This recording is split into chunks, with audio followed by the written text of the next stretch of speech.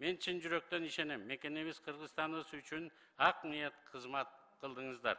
Моюнга алышыбыз керек. Каталарды да кетирдик. Убакыт өткөндөн кийин билинип жатат. Бул табигый нерсе. Дүйнөлүк практикада бир да парламент эч кимге эч качан жаккан эмес. Ошол эле учурда парламент эч качан жөн эле байкоочу болуп, коомдон бөлүнүп жашаган дагы эмес.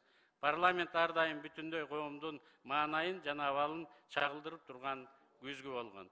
Жогорку кеңеш өзүнүн аткарган миссиясына жараша легендардуу парламент же болбосо башка сыяктуу баалар берилип келген. Мен азыркы учурда Кыргыз Республикасынын министрлер кабинетинин төрагасы катары Кыргыз Республиканын Жогорку кеңешинин 6-чакырылышы Кыргызстандын тарыхында өз миссиясын толук аткарып, тарихи парламент катары калат деп толук ишенем. Урматтуу депутаттар, алдыда келе жаткан жаңы жылыңыздар менен чын дилимден куттуктайм. Баарыңыздарга бекем ден соолук, узун өмүр, тоодой бакыт каалайм. Ар дайым бири-бирибизди колдоп, ынтымакта бар болойлу. Биз бетегеге бел болойлу. Беги бар, бекем эл болойлу. Деп жаңы Кыргызстанды курууга бел байладык. Биз сиздердин колдооңуздарга ар дайым бардык жерден күтөбүз. Барыңыздар, аман-эсен болуңуздар.